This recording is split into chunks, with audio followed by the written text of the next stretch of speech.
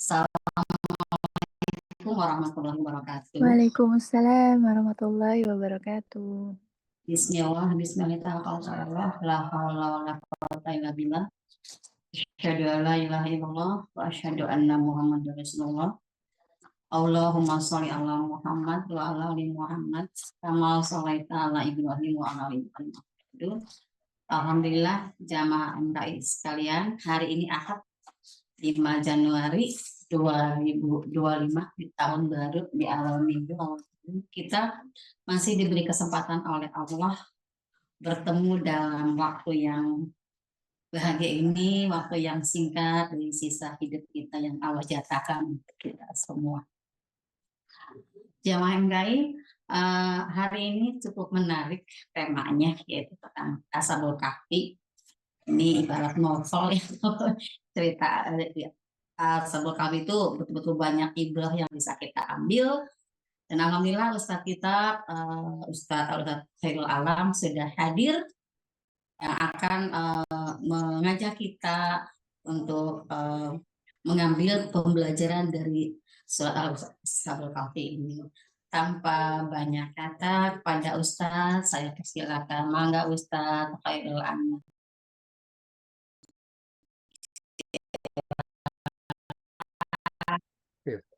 Waalaikumsalam warahmatullahi wabarakatuh. Alhamdulillah sehat. Ini saya pakai kaos karena saya masih di luar kota ya. Wah, selamat. Saya pakai mukena karena saya masih di dalam rumah. Oke, kita mulai ya. Assalamualaikum warahmatullahi wabarakatuh. Waalaikumsalam warahmatullahi wabarakatuh. A'udzubillahi minasyaitonirrajim. Bismillahirrahmanirrahim. Alhamdulillah rabbil alamin. Allahumma shalli ala Muhammad wa ala ali Muhammad. Rabbana zalamna anfusana wa illam taghfir lana wa tarhamna lanakunanna minal khasirin. Rabbi shrah li sadri wa yassir li amri wa hlul 'uqdatam min lisani yafqahu qawli. Amin amin ya rabbal alamin. Oke, alhamdulillah kita bisa bersilaturahmi lagi untuk kita mengkaji Al-Qur'an, dan insya Allah hari ini yang tadi sudah disampaikan kita akan mengkaji kembali dari surat Al-Kahfi. Seringkali kan gini ya, atau kadang-kadang kita merasa bahwa kita sudah belajar Al-Kahfi. Ya. Terus apalagi yang mau dipelajari? Kita harus mengatur mindset kita bahwa Rasulullah setiap hari Jumat kita disunnahkan membaca surat apa? Al-Kahfi. Surat Al-Kahfi. Artinya apa? Sedalam ilmunya kita, seberapa besar kita mengkaji surat Al-Kahfi, yang namanya setiap hari Jumat, siapapun dia, sedalam ilmunya sebagaimana apapun, dia harus baca kembali, belajar kembali dari surat Al-Kahfi. Karena ini adalah sunnah Rasulullah. Artinya apa? Surat Al-Kahfi ini peranannya penting sekali buat kita. Hadisnya jelas. Barang siapa yang membaca surat Al-Kahfi di hari Jumat, maka dia akan mendapatkan cahaya di antara dua Jumat. Artinya apa? Ketika Jumat minggu ini kita baca, maka kita akan mendapatkan cahaya sampai Jumat yang akan datang. Ya, nah artinya apa? Bahwa dengan hadis itu kita harus berpikir bahwa sepanjang Jumat yang akan datang itu kita berpikir dan melihat dunia itu dengan kacamata surat Al-Kahfi. Sehingga menjadi penerang buat kita. Kita melihat dunia itu secara clear, secara jelas. Dan parameter ngukurnya adalah berdasarkan surat Al-Kahfi itu. Oke, kita langsung masuk dalam ayatnya ya. Kita akan membahas dua pemilik kebun ya. Dua pemilik kebun itu mulai ayatnya dari 32 kalau nggak salah ya. Ya. Iya, 32. Ya, silakan dibuka Bapak Ibu sekalian surat Al-Kahfinya.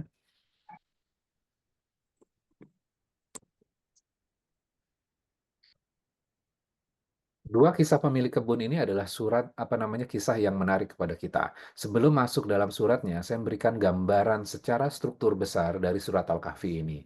Struktur besarnya apa? Surat Al-Kahfi ini adalah surat yang anchor utamanya, yang bagian anchornya, bagian yang pentingnya, bagian yang utamanya ada di ayat pertama. Apa ayat pertama itu bunyinya? Alhamdulillahilladzi anzala ala abdihil kitaba wa lam yaj'al lahu iwaja. Segala puji, terima kasih ditujukan untuk lillah, untuk Allah. Kenapa kita memuji kepada Allah? Karena telah menurunkan hambanya kepada hambanya. Apa yang diturunkan kepada hambanya? Al-Quran. Al-Quran. Hambanya ini siapa? Rasulullah Nabi Muhammad SAW. Rasulullah. Jadi yang dipuji siapa? Allah. Ya, yang dipuji adalah Allahnya.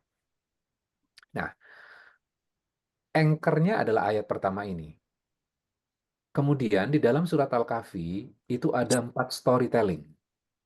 4 kisah. Ya. 4 kisah ini menjelaskan konsep ayat pertama tentang Alhamdulillah. Kenapa kok kisah? Kisah itu memudahkan kepada diri kita untuk memahami konsep yang kompleks, konsep yang sulit. Maka diberikan contoh. Sama ketika kita kuliah, ada seorang dosen kita yang gelarnya profesor, konsep yang sulit akan dijelaskan dengan diberikan contoh yang sederhana. Kalau kita kuliah seperti itu biasanya. Profesor akan memberikan contoh yang sangat sederhana. Sehingga apa? Setelah dipaparkan contoh yang sederhana itu, kita mengatakan, oh ternyata itu ya maksudnya. Ya. Nah, di dalam Al-Quran, Allah memberikan contoh-contoh. Seringkali diberikan contoh, diberikan kisah. Untuk apa? Memudahkan kepada kita untuk memahami konsep awalnya. Konteks dalam surat Al-Kahfi, Alhamdulillah. Oke, sekarang kita masuk ke dalam ayatnya. A'udzubillahi minasyaitonirrajim wa dariba lahum mathalar rajulaini ja'alna li ahadihima jannatain. Dan buatlah bagi mereka. Mereka ini siapa? Orang-orang Quraisy. Ya, buat mereka sebuah perumpamaan. 2 orang laki-laki. Kami jadikan li ahadihima di antara keduanya, berarti salah seorang pemilik kebun itu jannatain, ya, mina'ana wa hafafnahuma. Jadi diberikan perumpamaan satu pemilik kebun, seorangnya kami beri 2 buah kebun anggur. Dan kami kelilingi kedua kebun itu dengan pohon-pohon kurma dan diantaranya kami buatkan ladang. Artinya apa ini? Jadi sudah punya 2 buah kebun anggur, kemudian dikelilingi dengan apa lagi? Dengan pohon kurma, di antaranya kami buatkan ladang. Berarti kalau dalam istilah sekarang, kalau bisnis, itu ada bisnis utamanya, kemudian ada bisnis turunannya, turunannya ada turunannya lagi. Ya. Jadi luar biasa kekayaannya. Jadi satu orang yang kaya, satu orang lagi yang biasa saja. Kemudian ayat 33. Kedua kebun itu menghasilkan buahnya dan tidak berkurang sedikit pun. Di celah-celahnya kedua kebun itu kami alirkan air, sungai. Berarti kan luar biasa ya investasinya ya. Oke. Ayat 34. Wa kana lahu thamarun faqala li sahibihi. Dan baginya itu kekayaan yang sangat besar. Kemudian dia berkata kepada sahabatnya, kepada kawannya ini. Jadi sedang santai mengatakan ini, wa huwa yuhawiruhu, mereka sedang bercakap-cakap, dia bercakap-cakap, ana aktsaru minka ma lawa azu nafaro. Kemudian dia berkata, hartaku lebih banyak daripada hartamu dan pengikutku lebih kuat. Nah, pertanyaannya gini, ada yang salah nggak dengan statement ini? Ada yang salah nggak dengan mengatakan dia hartaku lebih banyak daripada hartamu dan pengikutku lebih kuat? Kelihatannya tidak salah ya. Hal yang normal nggak dalam kehidupan kita biasanya? Normal. Nah, kalau punya suka sombong. Ya. Kan udah kelihatan kebunnya banyak, besar, lebar. Ya, betul. Kebunnya besar, kebunnya banyak, menghasilkan, ladangnya ada sungai di dalamnya. Maka dia mengatakan hal yang normal sepertinya. Hartaku lebih banyak dibanding hartamu, dan pengikutku lebih kuat. Kelihatannya tidak ada yang salah. Namun kesalahannya fatal. Kesalahannya Oh, fatal. Nanti kita akan lihat ya. Kita akan lihat korelasinya dengan ayat-ayat setelahnya. Kesalahannya apa? Dan seringkali kita juga melakukan kesalahan yang sama. Ya. Oke, kita masuk ke dalam ayat 35 sekarang. Wa dakhala jannatahu. Kemudian dia memasuki kebunnya. Wa huwa dzalimun li nafsi. Kemudian dia berlaku zalim terhadap dirinya. Nah, zalimnya apa? Zalimnya itu adalah ayat ke-34-nya.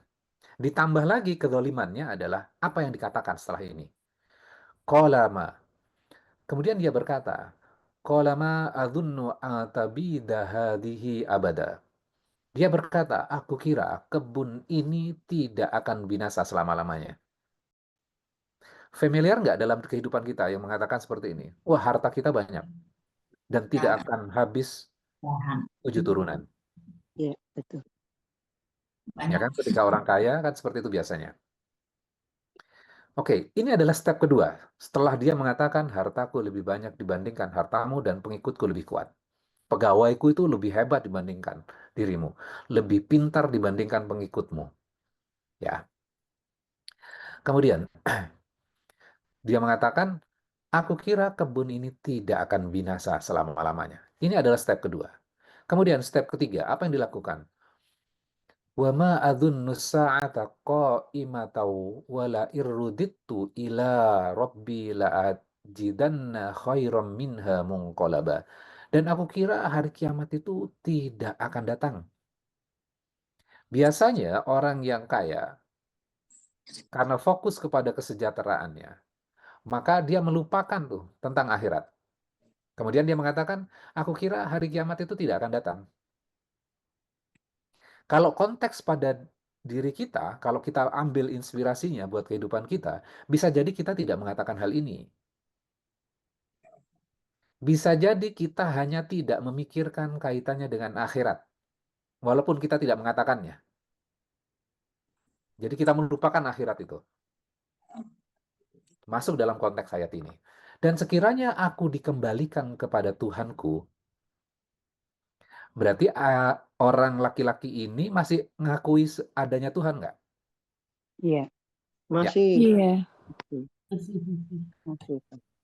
Pasti aku akan mendapatkan tempat kembali yang lebih baik dibandingkan ini. Artinya apa? Dia punya asumsi. Asumsinya apa? Kalau saya sejahtera hari ini, di dunia ini, saya kaya, saya sejahtera, saya tercukupi, saya lebih hebat dibandingkan dirimu, baik dalam hal harta maupun karyawannya, pasti di akhirat kelak saya juga akan lebih kaya dibandingkan engkau. Dia menggunakan harta yang dia miliki menjadi parameter bahwa Allah sedang sayang sama dia. Sedangkan yang miskin, lah Allah aja nggak sayang sama kamu. Ternyata itu adalah kesalahan yang berikutnya. Ya, jadi harta yang dimiliki oleh kita itu bukan parameter bahwa Allah sayang atau benci. Itu bukan ukurannya loh. Oh iya. Nah, seringkali kan orang-orang yang memiliki kelebihan berkahan, dia mengatakan, Allah sayang kok sama saya. Buktinya, saya setiap usaha menghasilkan. Sedangkan kamu hidupnya susah terus. Tidak menghasilkan. Pasti Allah sayang ke saya dibandingkan dirimu. Itu adalah sebuah kesalahan. Itu bukan parameternya. Oke, berikutnya apa? Kemudian kawannya nih, baru kita akan lihat korelasinya. Qala lahu sahibuhu. Kemudian kawannya itu berkata, wa huwa yuhawiruhu. Sedang bercakap-cakap. Akafarta billadzi khalaqaka min turab. Apakah kamu kafir? Ya, akafarta, apakah kamu kafir? Atau apakah kamu ingkar? Ya, akafarta itu original katanya itu dari kafaro. Artinya kafir. Apakah kamu kafir terhadap Tuhan yang telah menciptakan kamu? Nah, pertanyaannya gini, kafirnya di mana? Sombong tadi. Kafirnya di mana? Rasa dia lebih disayang Allah. Tidak Tubuh akan ini Kafir. tidak akan binasa. Terus rasa milik kembalinya Allah. lebih baik. Hmm? Hmm. Oke, Hmm. sekarang kita lihat lagi ya bagian awalnya. Dia mengatakan apa? Hartaku lebih banyak dibandingkan hartamu. Ya. Oh iya. Masih ingat? Ya. Oke. Iya. Kemudian tiba-tiba dikatakan, hei, kamu jangan kafir terhadap Tuhanmu. Kafirnya di mana? Kafirnya adalah Banyak. dirinya lebih menonjol. Hmm. Karena saya, karena saya, karena saya. Betul nggak? Ya. Allahnya dikesampingkan, Allahnya ditiadakan. Sombong. Maka pada saat itu dia masuk ke doliman. Dan pada saat itu ada kekafiran pada dirinya. Nah, pertanyaannya gini. Apakah ini adalah hanya untuk orang di luar Islam saja? Atau bisa orang Islam memiliki kekafiran di dalam hatinya? Bisa. Bisa. Bisa. Jadi selama ini kita berpikir adalah orang kafir adalah orang yang di luar Islam. Betul nggak? Ya. Tapi dari ayat ini kita belajar, bisa jadi orang yang mengakui Tuhan, tapi ada kekafiran pada dirinya. Kenapa kok kafir sih sebenarnya? Karena dirinya menonjol, hawa nafsunya lebih tinggi dibandingkan Allah tuh. Maka jelas tuh, jangan jadikan hawa nafsumu menjadi ilah, menjadi Tuhan. Sama kalau gitu loh. Kalau kita tarik inspirasinya buat kehidupan kita sekarang seperti ini misalnya. Anak kita habis pulang sekolah. Dia ujian. Kemudian hasil ujiannya bagus sekali nilainya. Kemudian dia pulang. Pulang, Assalamualaikum. Ya, ya, ya, ya. Ayah, ayah, ayah. Atau bunda, bunda, bunda. Nilai ujianku tinggi sekali. Coba lihat. Ditunjukkan tuh hasil ujiannya. Setelah ditunjukkan, dia mengatakan, hebat nggak aku? Kemudian ayahnya mengatakan seperti ini. Nah, jangan kafir kepada Allah. Loh, kok kafirnya di mana sih? Gitu loh. Harusnya apa? Yang menonjol adalah Allahnya. Alhamdulillah ya nak. Kan gitu kan harusnya. Maka konteksnya, sekali lagi, anchor dari surat Al-Kahfi ini ayat pertama secara struktur ya. Bagian yang pentingnya itu ayat pertama. Alhamdulillah segala puji bagi Allah. Maka ketika mendapatkan nikmat yang harusnya diingat siapa dulu? Allah. Allah. Ketika kita melupakan Allah dan tidak melihat Allah di dalamnya, akhirnya diri kita yang menonjol, maka nafsunya lebih dominan, maka itu bisa masuk ke dalam kekafiran. Berarti hal ini sering terjadi nggak dalam kehidupan kita ya? Iya. Iya. Sering. Sering. Oke. Terus kita lanjutkan. Apakah engkau kafir terhadap Tuhanmu yang menciptakan engkau dari tanah, kemudian dari setetes air mani, lalu dia menjadikan engkau seorang laki-laki yang sempurna? Kemudian laki-laki itu mengatakan, lakinna, tetapi aku tidak. Huwallahu Rabbi, dia adalah Tuhanku. Wala usyriku bi Rabbi ahada, dan aku tidak menyekutukan Tuhanku dengan seorang pun. Ternyata seorang punnya mengacu kepada siapa ini sebenarnya? Sikanya. Diri sendiri. Hawa nafsu itu bisa menjadi Tuhan. Ketika kita memperturutkan segala hawa nafsu kita dan bertentangan dengan apa yang Allah inginkan, maka itu sesungguhnya menjadikan hawa nafsunya menjadi Tuhan. Ya. Terus 39. Walaula idh dakhalta jannataka qulta masya Allah. Kenapa ketika kamu memasuki kebunmu, kamu tidak mengatakan Masya Allah, la quwata illa, atas kehendak Allah tidak ada kekuatan kecuali dari Allah. Itu loh yang harusnya dikatakan. Jadi ketika kita memasuki area kenikmatan, kemudian kita lupa membaca ayat ini, maka sesungguhnya kesalahannya adalah fatal.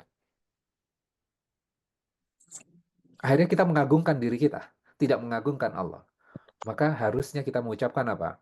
Masya Allah, la quwata illa billah. Jelas ya? Jelas, Ustaz. Oke. Nah, artinya apa yang kita bisa pelajari? Bahwa dalam kehidupan kita, seringkali kita mendapatkan sekian banyak nikmat yang menonjol adalah diri kita. Kita melupakan Allah. Maka jangan lakukan itu ketika mendapatkan nikmat dibandingkan orang lain, maka katakan Masya Allah la quwata illa. Atas kehendak Allah ini sebenarnya. Ya. Nah, coba kita lihat sebentar. Coba ayat 23 ya. Karena ini ada sambungannya dengan ayat 23 sebenarnya sebelumnya. Di dalam ayat 23, di dalam surat Al-Kahfi, silakan dibuka ya. 23. Wala taqulanna li syai'in inni fa'ilun dzalika wada. Dan janganlah sekali-kali engkau mengatakan terhadap sesuatu, aku pasti melakukannya besok pagi. Jangan katakan itu. Kenapa sih? Apakah ini sebuah kesalahan? Ya, ini sebuah kesalahan. Ketika kita mengatakan pasti aku akan melakukannya besok.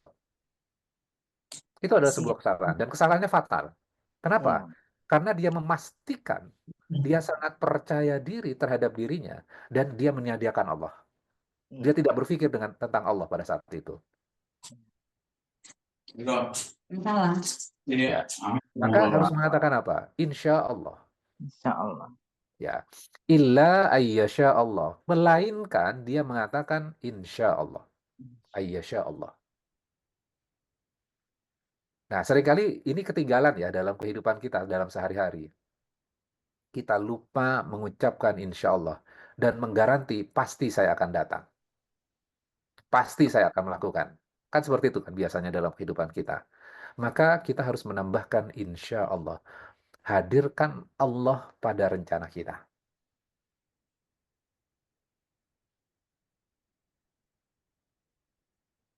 Kelihatannya ringan ya, tapi ini konsekuensinya berat. Karena apa? Kesadaran kita tentang Allah akhirnya tidak ada kalau tidak mengucapkan ini. Jadi mengucapkannya ini dengan kesadaran ya, bukan insya Allah seperti yang sekarang ya. Kalau insya Allah yang sekarang ini kita gunakan dalam term yang salah. Misalnya gini, besok saya ada acara, datang ya. Oh insya Allah, insya Allah, insya Allah, insya Allah. Artinya apa? 99% kita nggak mau datang. Iya, kembali. Betul nggak? Iya, siapa tahu. Suka gitu. Kita berlindung di balik Iya. agama namanya kalau seperti itu. Insya Allah itu bahwa kita mau datang, 90% kita mau datang, tapi tergantung Allah tuh. Jadi kalau kita tidak mau datang, bilangnya apa, Ustaz? Hmm? Bilang aja nggak pakai Ustaz. Ya, kadang-kadang kita nggak mau jujur, tidak mau menyakitin orang gitu ya. Dengan mengatakan insya Allah, insya Allah, insya Allah, insya Allah. Artinya, oh saya nggak bisa hadir gitu kan. Nah, artinya kita menggunakan agama dengan porsi yang tidak tepat. Kata insya Allah itu sangat strong sekali loh, sangat kuat sekali loh sebenarnya. Jadi kesadaran kita menghadirkan Allah pada setiap rencana yang kita lakukan. Dan konteks ayat ini sebenarnya adalah asbabun nusulnya. Rasulullah itu ditanya oleh orang-orang Arab. Orang-orang Arab ini dapat bocoran dari orang-orang Yahudi. Jadi orang Arab itu datang kepada orang-orang Yahudi. Muhammad ini nabi atau rasul sih sebenarnya. Kan gitu kan? Terus, oke, tanya aja 3 hal. Kalau dia bisa menjawab 3 hal itu, maka dia nabi dan rasul. Kalau tidak bisa menjawab, dia nabi palsu. Apa 3 hal itu? Tanyakan tentang Ashabul Kahfi, pemuda-pemuda Ashabul Kahfi. Kemudian yang kedua, tanyakan tentang ruh. Terus yang ketiga, tanyakan tentang Zulkarnain. Kemudian orang-orang Arab ini datang kepada Nabi. menanyakan 3 hal ini. Maka Nabi mengatakan jawabannya besok. Besok gitu ya.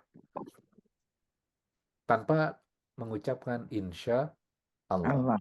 Maka ini pelajaran juga buat Nabi dan teguran juga gitu loh. Iya.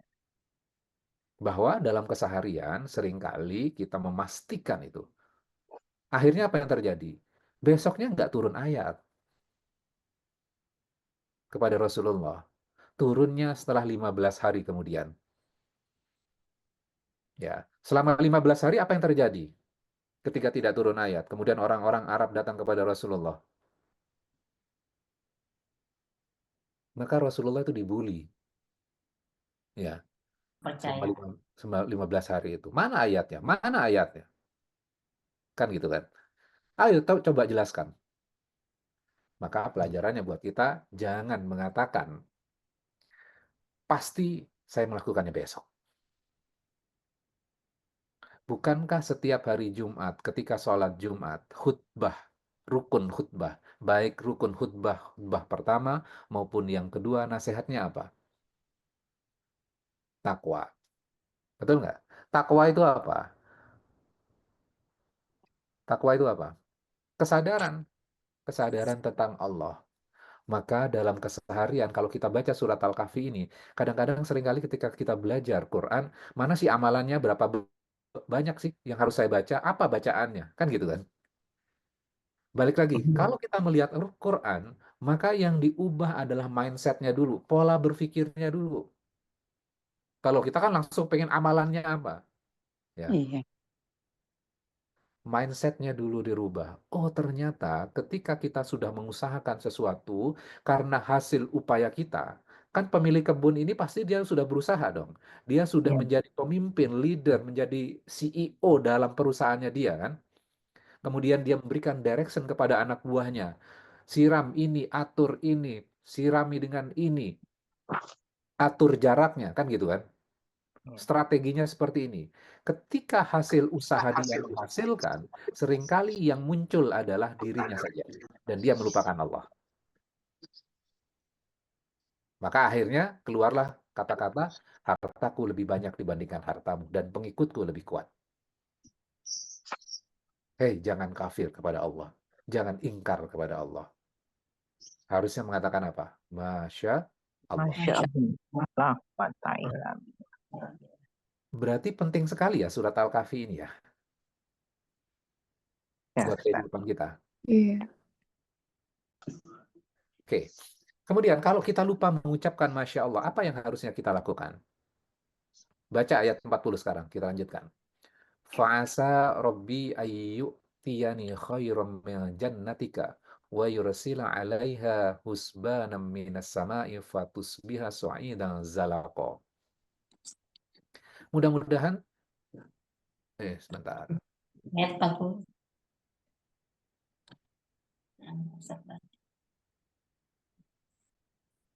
Maka mudah-mudahan Tuhanku akan memberiku kebun yang lebih baik dibandingkan kebun ini dan seterusnya. Ya. Kemudian akhirnya apa yang terjadi pada laki-laki yang kaya itu? Allah memberikan bencana sama dia. Kebunnya dihancurkan, kemudian airnya menjadi surut di dalam tanah, maka engkau tidak akan menemukannya lagi. Ya. Kemudian akhirnya harta kekayaannya dibinasakan, lalu dia membolak-balikan kedua tangannya, tanda menyesal, ayat 42 ya, terhadap apa yang dia belanjakan untuk itu, yang dia investasikan dengan itu semuanya, sedang pohon anggur roboh bersama penyangganya. Lalu dia berkata, ya laitani, dia menyesal sekali, lam usyrik bi rabbi ahada. Seandainya, sekiranya dahulu aku tidak mempersekutukan Tuhanku dengan seorang pun. Menyesal nggak? Ya. Menyesal. Dan dia sudah akhirnya bertaubat kepada Allah. Ya, kalimat ini kan bentuk penyesalannya dia kan sebenarnya. Dia memang kehilangan hartanya. Dia kehilangan kebunnya. Dia kehilangan sungai yang ada di daerah kebunnya dia. Dia kehilangan harta semuanya. Namun dia memperoleh sebuah kemenangan. Kemenangannya apa? Kemenangannya, bertobat, menyadari dosa dan ya, bertobat. dia kembali kepada Allah dengan bertobat kepada Allah. Itu adalah sebuah kemenangan. Kita ingat ya pelajaran kita minggu lalu atau 3 minggu lalu, bahwa ternyata tujuan semuanya adalah sabiqu ila maghfirah, berlomba-lomba untuk memperoleh ampunannya Allah. Maka dia boleh kehilangan segalanya, namun dia memperoleh Allah pada saat itu. Itu adalah sebuah kemenangan buat dia. Nah, cuman seringkali kan gini ya, kadangkala ketika kita melihat fenomena seperti ini, kemudian dia bangkrut, atau misalnya yang kemarin yang rame itu kan masalah Gus itu ya, tukang teh, masih ingat? Masih Ya, berapa? kita pun seringkali kita menghujatnya. Kita menghujatnya segala macam. Ketika dia turun dari jabatannya, dia mengundurkan diri, kita senang luar biasa, betul nggak? Syukurin, syukurin. Nah, kita harus introspeksi. Bisa jadi yang mendapatkan musibah, dia benar-benar minta ampun kepada Allah. Dia memperoleh kemenangan. Sedangkan kita yang menghujat, malah kita tidak minta ampun kepada Allah. Betul nggak? Maka dia memperoleh kemenangan, kita memperoleh kekalahan.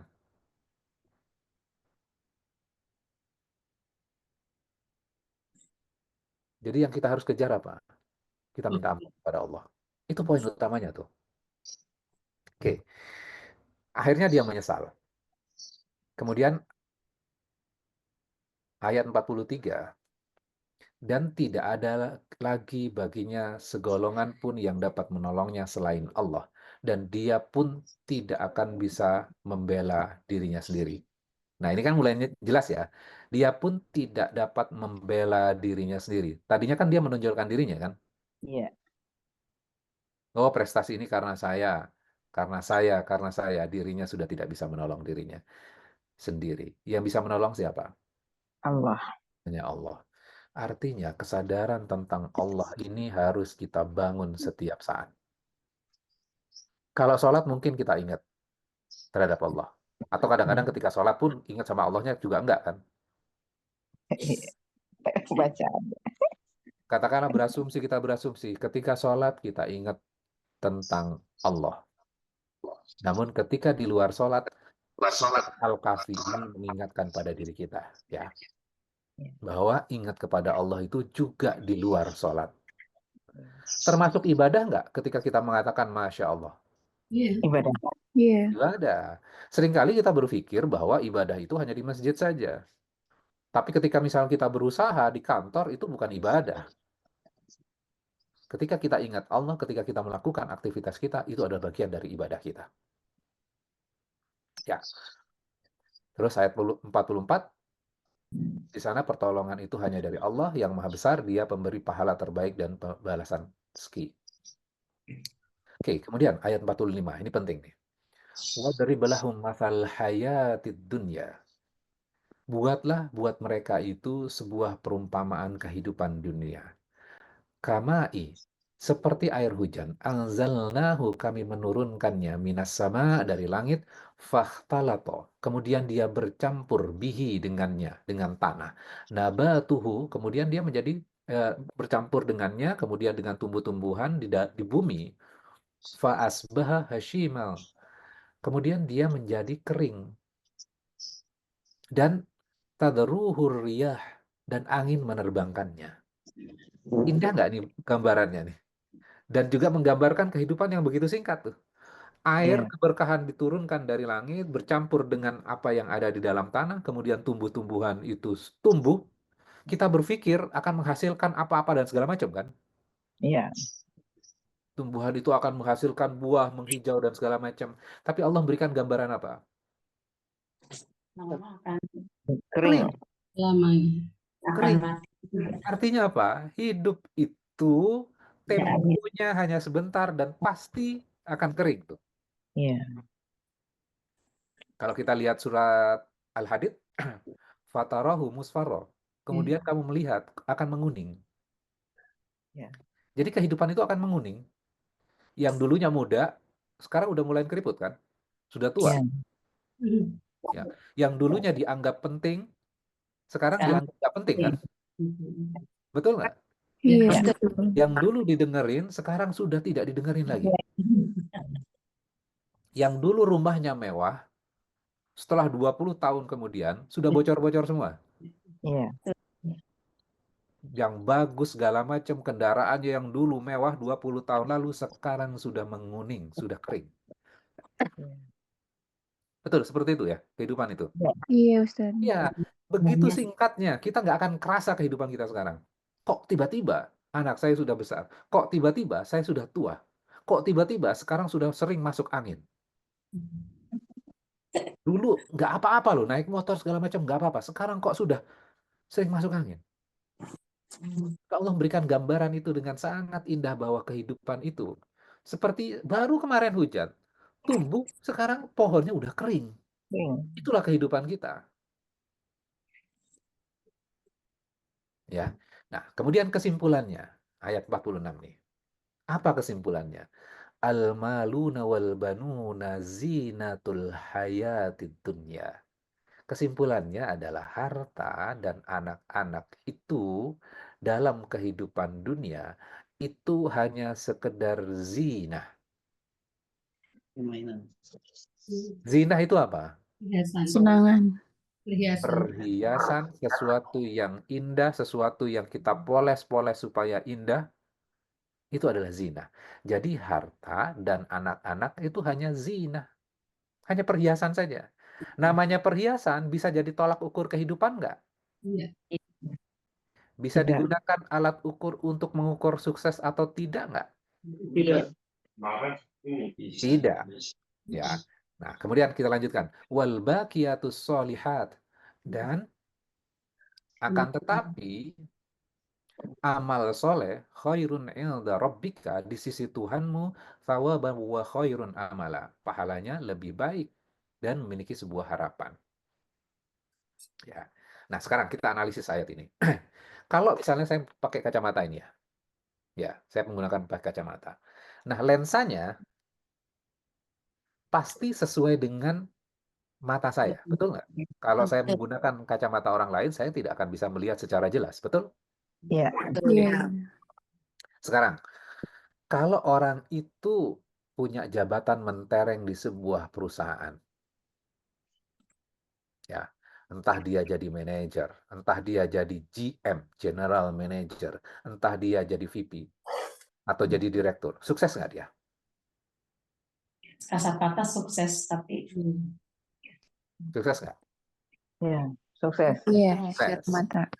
Oke, Sukses. kalau dia punya gaji besar, gajinya di atas 10 juta, gajinya di atas 25 juta, gajinya di atas 50 juta, sukses nggak dia? sukses. Iya. Iya. Sukses. Oke. Mata dunia sukses. Oke. Kalau dia punya anak, sekolahnya di perguruan tinggi negeri, IPK-nya tinggi, sukses nggak? Sukses. Iya. Kasat matanya. Kenapa kita mengatakan sukses? Mata. Karena lensa kacamata kita menggunakan lensa harta dan anak. Betul? Ya. Iya. Oke. Sekarang lensanya kita ganti. Ya. Lensanya diganti dengan wal baqiyatus sholihat, dengan amal soleh. Ya. Katakanlah dia menjadi manajer, dia jadi VP, tapi pelitnya nggak ketulungan. Sukses nggak? Tidak. Iya. Tidak. Oke. Katakanlah dia punya jabatan, tapi kalimat yang keluar dari mulutnya, kalimat yang memaki dan merendahkan orang lain. Sukses tidak? Iya. Tidak. Kalaupun dia punya anak, ya, tadi dikatakan anaknya kan di perguruan tinggi negeri, tapi kelakuannya tidak baik. Sukses nggak? Tidak. Tidak. Kenapa kok tiba-tiba penilaian kita jadi berubah ya? Kacamata Allah. Kacamatanya berbeda sekarang. Seringkali dalam kehidupan kita menggunakan al-maluna wal banun, harta dan anak-anak, jadi alat ukur kehidupan, sukses atau tidak. Betul nggak? Iya. Betul. Tapi melalui surat Al-Kahfi ini, kita diminta untuk mengganti lensa kita. Lensanya apa? Amal soleh. Loh, kalau seperti itu nggak usah kaya dong. Kalau seperti itu nggak usah mendidik anak dengan baik dong. Ayat ini tidak mengatakan itu loh. Didiklah anak, sukseskan mereka. Tapi apa? Ujungnya itu amal soleh. Nah, Kamu harus dapat nilai yang bagus, tapi kamu harus jujur. Nah, kalau kita kan sekarang ngejarnya apa? Yang penting nilainya tinggi. Ngerepek-ngerepek dikit, oke lah gitu. Yang penting nilainya tinggi. Kalau ngejarnya amal soleh, maka yang kita ajarkan, yang penting kamu jujur. Berapapun nilainya, oke. Ya. Nah, kalau misalnya jadi manajer, jadi orang sukses tadi ya, yang kita definisikan tadi. Tapi ketika orang tuanya telepon, dia matikan itu. Karena ada yang lebih penting, meeting di kantor. Sukses nggak? Tidak. Enggak. Tidak. Tidak. Ya. Tapi kita bisa ubah itu semuanya dengan cara apa? Kalau dia mengutamakan amal soleh, dia akan menjadi seorang yang berpengaruh di kantornya dan dia gunakan untuk amal soleh. Sukses nggak dia? Kaya, tapi dia rajin bersedekah. Kaya, tapi yang keluar dari lisannya kalimat yang baik. Menginspirasi banyak orang. Sukses nggak itu? Sukses. Sukses. Sukses. Insya Allah. Jadi artinya tidak ada yang salah dengan harta dan anak loh sebenarnya. Ayat ini tidak mengatakan bahwa harta dan anak itu haram. Loh, kan kehidupan ini hanya sebentar. Ya udah kita fokus ibadah saja. Kita di masjid saja. Kan seringkali kan gitu ya. Kita hijrah saja. Kita fokus ibadah saja. Ingat ya, kita diturunkan ke dunia menjadi khalifah. Jadi jangan hanya berpikir tentang diri kita saja loh. Wah, saya mau ibadah saja di masjid saja. Ya, itu untuk diri kita saja. Kita dilahirkan di dunia, diutus ke dunia untuk menjadi khalifah. Khalifah itu artinya apa? Pemimpin. Pemimpin artinya apa? Harus memberikan impact buat orang lain. Ya, jelas ya. Jadi yang harus ditanamkan apa? Amal soleh, pengaruhnya jauh lebih panjang dan di sisi Allah ada pahala yang lebih baik.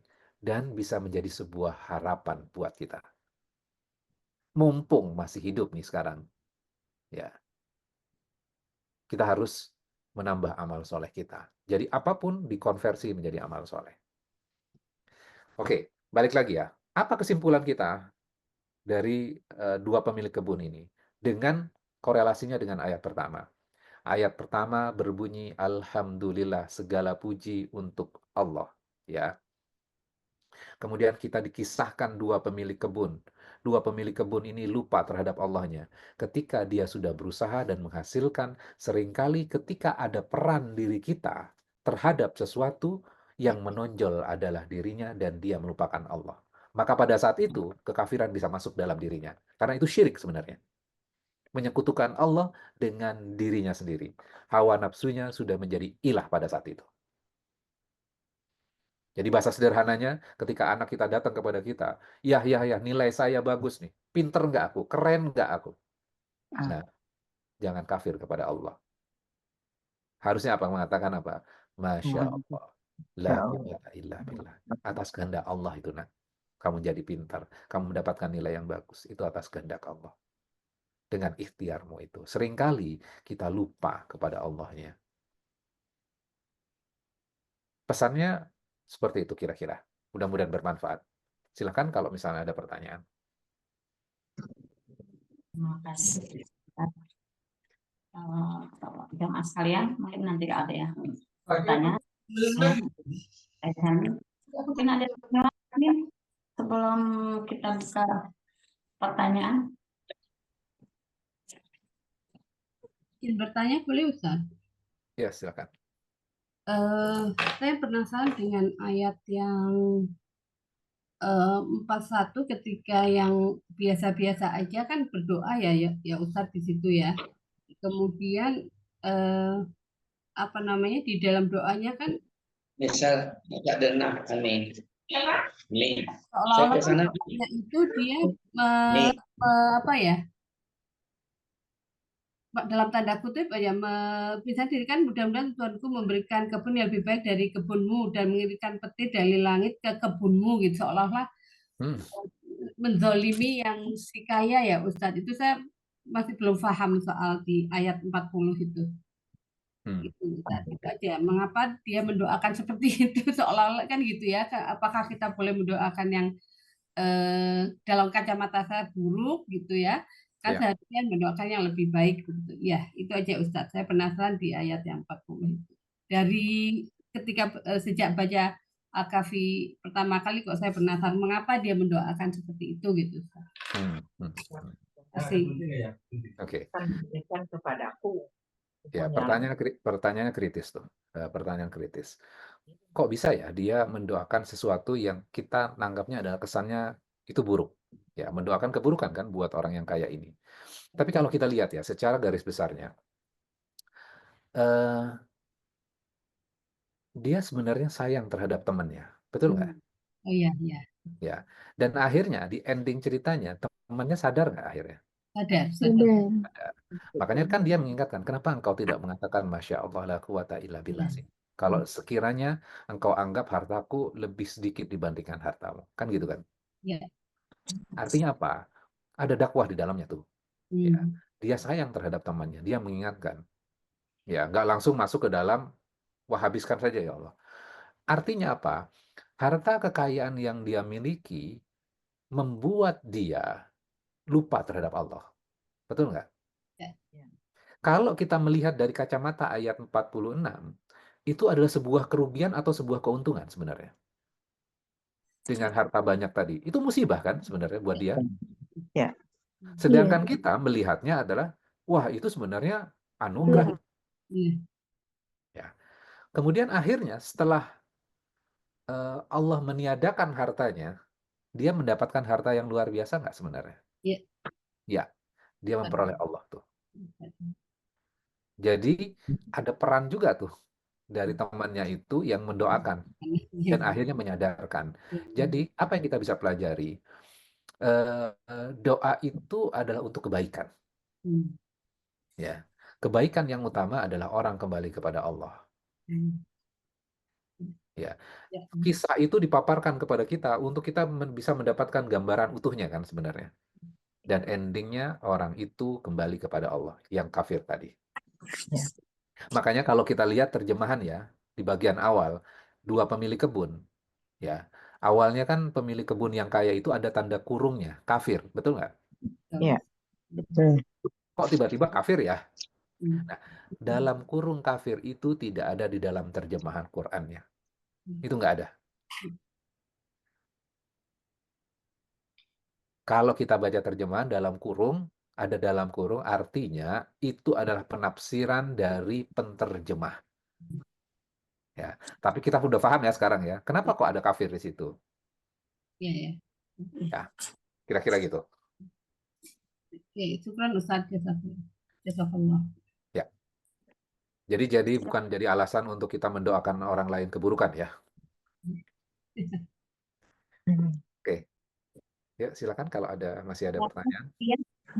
Ibu Dian, yang sudah raise hand.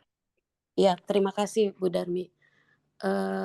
Ustadz, saya mau nanya, saya pernah dengar ceramah kalau umpama ayat Quran itu kan ada yang diulang-ulang gitu kan, umpama di surat ini diulang lagi, di surat berikutnya diulang lagi.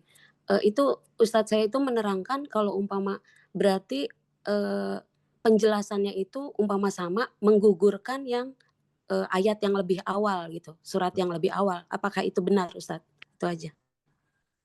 Oke. Apakah menggugurkan setiap Al-Quran tidak ada yang dieliminasi ya? Ayat-ayat Al-Quran itu tidak ada yang dieliminasi. Jadi semuanya itu utuh, gitu ya. Ketika misalnya berulang, ya seringkali kan gini ya, kita belajar Quran itu memang sifatnya tematik, betul nggak?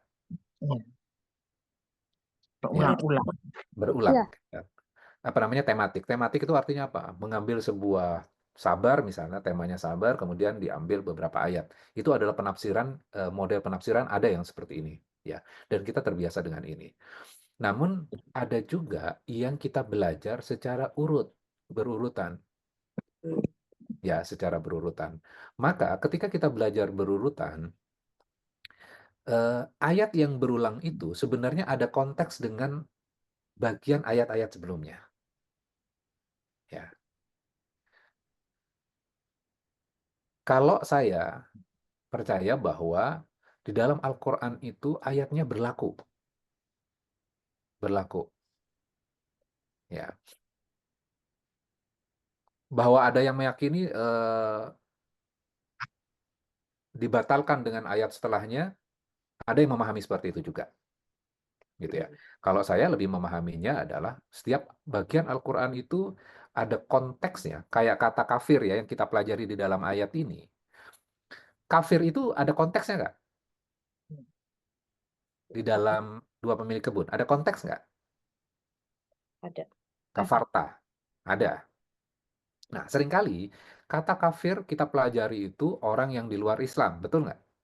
Iya, betul. Sehingga ketika ada orang yang bertuhan, itu kan bertuhan kan, dua pemilik kebun yang kaya tadi masih mengatakan Robbi loh. Ya. Tapi dia bisa jadi kafir loh. Orang yang bertuhan itu bisa kafir, bisa syirik juga kan sebenarnya. Betul nggak? Iya, betul. Maka kata konteks kafir itu ada konteksnya. Kalau kita mendefinisikan kafir dalam satu term, kemudian menggunakan setiap term ini, setiap bagian Al-Quran dimasukkan definisi kita. Sehingga akhirnya ketika misalnya dikatakan, wah kafir, wah masa sih saya dengan mengatakan hartaku lebih banyak kok udah tiba-tiba kafir, kan gitu kan? Ada konteksnya, kata kafirnya itu. Tetap dia bertuhan, tapi ada Tuhan yang lain. Siapa Tuhan yang lain? Dirinya sendiri.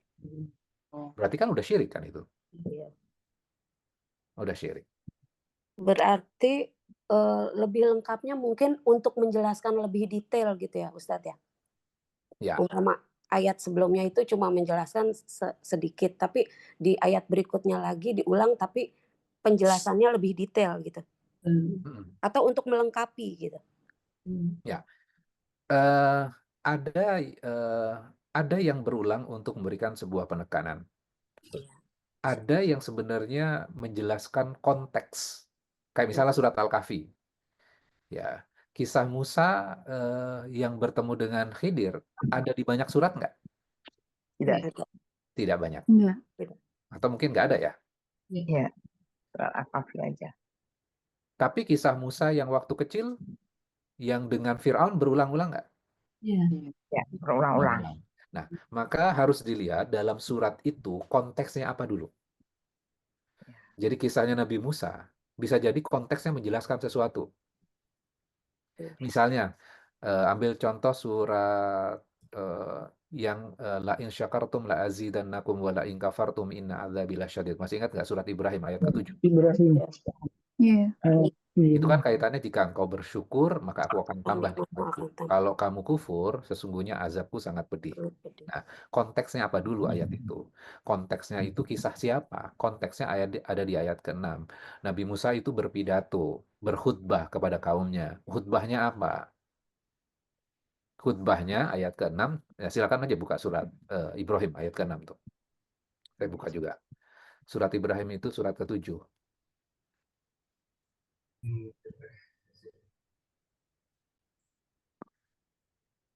Jadi sekisah itu harus ngelihat, bukan ayat ke-7 ya, surat Ibrahim, 14 atau? 14. Ya. Konteksnya itu ayat ke-6 tuh, wa idh qala Musa, dan ingatlah ketika Musa berkata kepada kaumnya, liqaumihi, kepada kaumnya, idhkuru ni'matallah, ingatlah nikmat Allah, alaikum atas kalian, idh anjakum, ketika dia menyelamatkan kamu, min ali Fir'aun, dari Fir'aun, yasumunakum, mereka menimpakan kepada kalian, siapa mereka itu? Fir'aun dan bala tentaranya, su'al adab, seburuk-buruknya siksaan, wa yudhabbihu, dan dia menyembelih abna'akum, anak laki-laki kalian, wa yastahyuna nisa'akum, dan membiarkan hidup anak perempuan, wa fi dzalikum bala'um mir rabbikum azim. Jadi demikian itu ada cobaan yang besar. Jadi ini adalah khutbahnya Nabi Musa. Kepada siapa? Kepada kaumnya. Konteksnya apa? Konteksnya baca lagi. Ayat ke-5. Dan sungguh kami telah mengutus Musa dengan membawa tanda-tanda kekuasaan kami. Dan kami perintahkan kepadanya, keluarkanlah kaummu dari kegelapan kepada cahaya. Kegelapan kepada cahaya terang benderang. Dan ingatlah kepada hari-hari Allah. Sungguh pada demikian itu terdapat tanda-tanda kekuasaan Allah bagi orang penyabar dan bersyukur. Ya, berarti ada dua nih. Kisahnya Nabi Musa sering nggak? Ya. Sering. Nah, kalau kita lihat konteks ayat kelima, Nabi Musa diperintahkan mengeluarkan kaumnya dari kegelapan kepada cahaya. Betul? Ya. Oke. Terus ada tanda kekuasaan Allah bagi orang penyabar dan bersyukur. Berarti ada 2 poin ya, sabar dan bersyukur. Betul? Ya.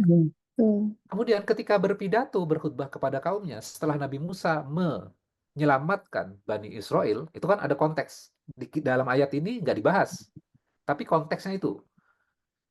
Setelah dijajah 400 tahun, anak laki-laki dibunuh, ya, perempuan dibiarkan hidup, Nabi Musa mengingatkan kepada kaumnya tentang nikmat. Nikmatnya apa?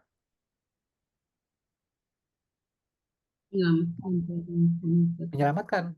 Tapi ketika diselamatkan, mereka masuk kepada padang gurun kering, tidak banyak makanan dan minuman. Berarti dari krisis menuju krisis baru, betul nggak? Ya. Dan yang diingatkan Musa adalah ingat nikmat Allah. Loh, konteksnya apa berarti? Bersyukur tadi, la in syakartum. Ternyata konteksnya adalah ketika masuk ke dalam sebuah musibah baru, ya, itu kan musibah baru kan? Ya. Tidak banyak makanan dan minuman.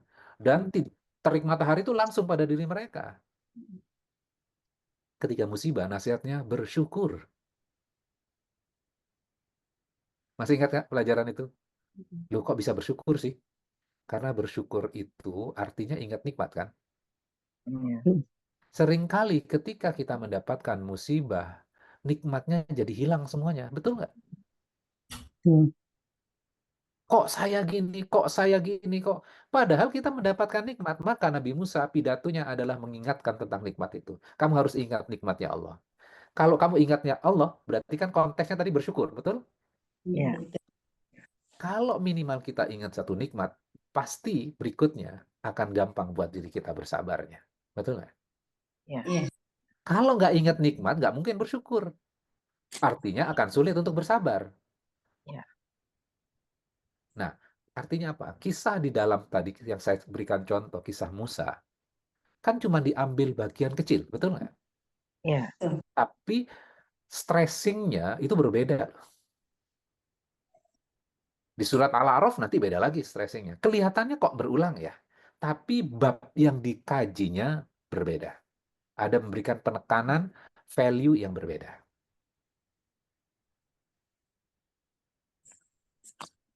Ya, kira-kira gitu. Jadi kita gini, supaya gampang gini ya. Seringkali kan kita melihat summary besarnya, betul nggak? Kita belajar Quran itu summary besarnya. Yuk kita sekarang udah mulai ngelihatnya, konteks suratnya apa, konteks suratnya apa, konteks suratnya apa. Karena kalau kita selesai semua surat-surat ini, maka baru kita bisa melihat benang merahnya. Ulama-ulama tafsir itu, yang mengarang kitab tafsir, itu sudah bisa melihat benang merahnya. Betul nggak? Ya. Ya. Sedangkan kita tidak punya pemahaman tentang surat ini apa, surat ini apa, surat ini apa. Kita cuma menariknya benang merahnya saja. Ya. Tadi yang disampaikan Ustadznya, itu kan benang merahnya. Ulama-ulama besar itu mulai dari yang kecil-kecil dulu. Surat ini, surat ini, surat ini, baru melihat sebuah benang merahnya. Kira-kira gitu.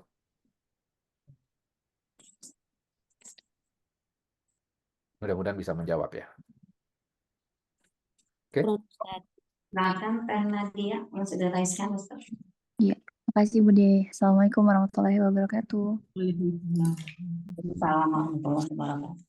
Ustadz, ini kan di ayat 46 harta dan anak-anak adalah perhiasan. Itu diperbolehkan asalkan ada takwa di antara itu ya. Nah, ini kita kadang samar.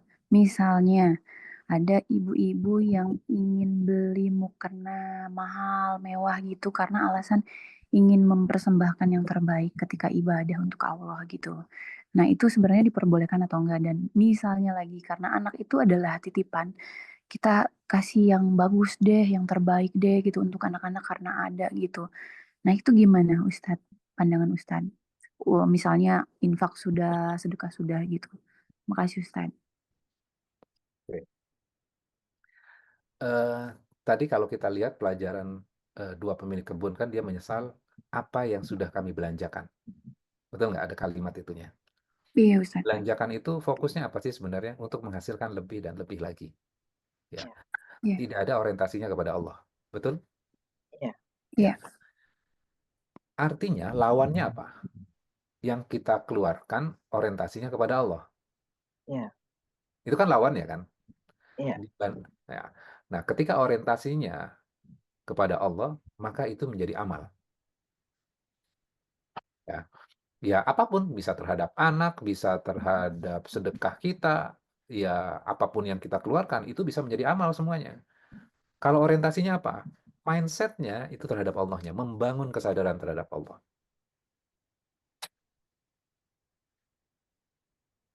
Ya. Ustaz. Jadi kita membelanjakan misalnya tadi contohnya misalnya mukena segala macam. Kalau fokusnya terhadap Allah, ya udah nggak apa-apa. Anak sama juga. Ya.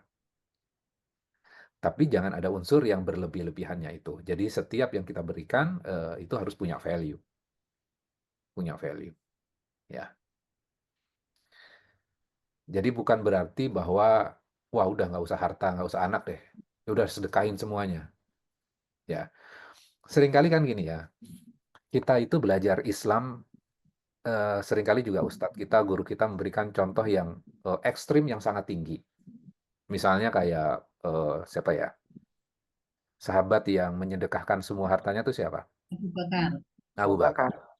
Terus Umar menyedekahkan berapa persen? 50%. 50%. Nah, diberikan contoh seperti itu. Nah, kemudian akhirnya contoh yang ekstrim ini menjadi standar. Ya udah kita keluarkan aja harta kita semua untuk Islam gitu. Contohnya Abu Bakar. Contohnya Umar 50%.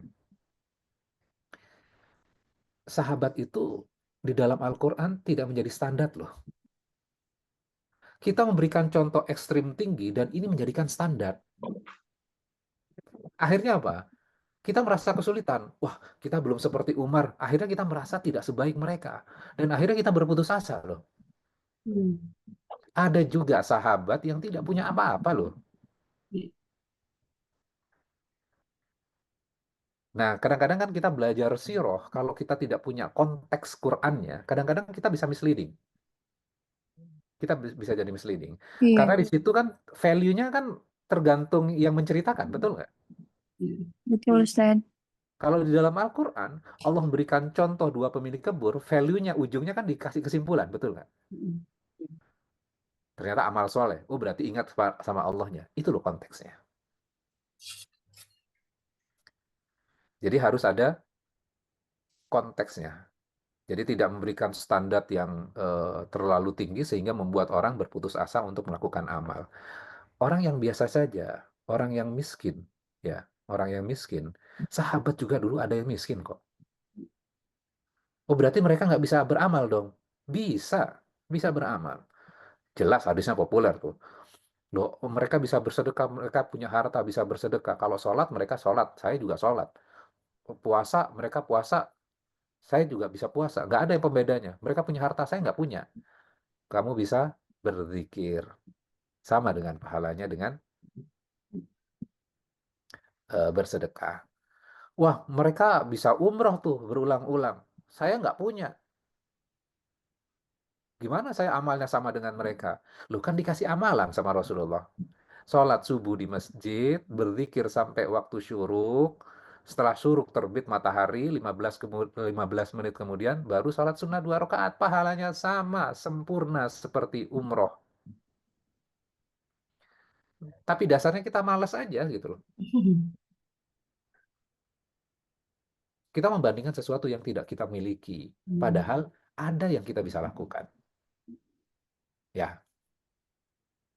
Jadi kalau mau umroh terus-terusan, ya sholat subuh di masjid, zikir sampai waktu syuruk, ya. Kayak mendengarkan kajian seperti ini kan zikir juga. Ngaji juga zikir, gitu ya. Merenungkan tentang kekuasaan Allah itu juga zikir. Melihat alam semesta itu juga zikir. Setelah itu, Waktu syuruk, Oh, sholat 2 rakaat, pahalanya umroh sempurna, umroh sempurna. Enak kan sebenarnya? Adil nggak Allah? Adil, Ustaz. Adil, gitu. Oke, cukup ya. Iya, Ada Ustaz. jamaah cukup? Saya Tidak. mau running dulu ya.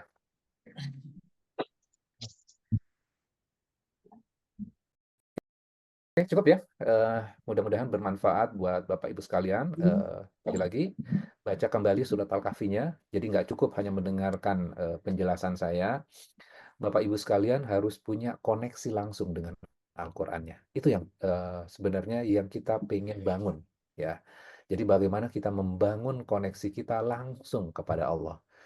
Kitab tafsir yang saya baca mulai dari Ibnu Katsir, kemudian saya baca dari Fi Dhilalil Quran, yang saya baca dari kitabnya Buya Hamka, yang saya baca dari kitabnya Pak Quraisy Shihab, yang saya dengarkan kajiannya dari Ustadz saya di Bainah Institute. Semuanya itu adalah memberikan angle sudut pandang terhadap Al-Qur'annya. Tapi at the end-nya, pada ujungnya, pada akhirnya, penjelasan-penjelasan yang panjang itu, ya, itu akan di belakang dan kita langsung berhadapan dengan Al-Qur'annya. Apa yang kita pahami dengan ayat-ayat Al-Qur'annya itu? Kita harus bangun korelasinya, bangun hubungannya, koneksi kita dengan Al-Qur'an. Sehingga apa? Kita mampu merasakan Al-Qur'an, kita mampu merasakan Allah. Jadi nggak tergantung orang lain lagi. Ya, kita harus bangun itu. Culture itu kita harus bangun. Kita mendengarkan, kita internalisasi, kita kaji, kita lihat ayatnya, kemudian kita berpikir, oh berarti seperti ini ya, oh berarti seperti ini. Ujungnya adalah proses tadabbur buat kita. Jangan juga punya pandangan gini, saya takut nanti sesat kalau belajar Quran sendiri. Seringkali kan gitu ya. Wah, saya takut belajar Quran sendiri nanti sesat. Dan nasihatnya, kalau di Madura itu ajar Quran tibi cong, sesat. Jadi gila. Jadi gila. Nasihat dari mana itu? Saya cek di dalam Al-Quran, nggak ada tuh nasihat itu. Dicek di dalam hadis juga nggak ada. Kalau Quran seperti itu, berarti Quran itu sangat berbahaya dong, menyebabkan orang sesat. No. Akhirnya apa? Sampai dewasa kita hanya baca Quran hatam, tapi nggak pernah ngerti. Terjadi nggak pada kehidupan agama kita? Ya. Kita belajar fikih, belajar mazhab, belajar akhlak, belajar macam-macam kitab, segala macam. Sudah belajar banyak. Namun satu hal yang kita tidak pelajari. Apa itu? Quran tidak dipelajari. Quran hanya berhenti di tahsin. Quran hanya berhenti di apa? Hatam, hafal. Apakah itu fungsi Quran? Lebih dibandingkan hanya. Quran membuat kita apa? Berpikir. Ya, jadi mudah-mudahan Bapak Ibu sekalian setelah kajian ini balik melihat Al-Kahfinya, baca sendiri, renungkan sendiri, dan akhirnya kita memperoleh sesuatu di dalamnya. Loh, saya sudah pengaji lagi. Baca lagi. Baca lagi. Mudah-mudahan bermanfaat buat kita semuanya. Mudah-mudahan Allah mengampuni segala dosa-dosa kita, atas ketidakfahaman kita, atas kesalahan kita. Mudah-mudahan kita diberikan petunjuknya oleh Allah Subhanahu wa Ta'ala. Dan mudah-mudahan kita dikumpulkan dalam jannahnya Allah, dalam surganya Allah semuanya. Amin, amin, ya rabbal alamin. Dan kita diberikan kemampuan untuk sharing kepada orang lain. Kita menjadi bagian dari dakwah. Karena setiap orang punya peran dakwah itu, tidak harus jadi ustadz dulu, tidak harus jadi kiai dulu untuk berdakwah. Setiap muslim punya misi dakwah. Oke, mohon maaf jika ada yang kurang berkenan. Kita tutup. Wabillahi taufiq wal hidayah. Wassalamualaikum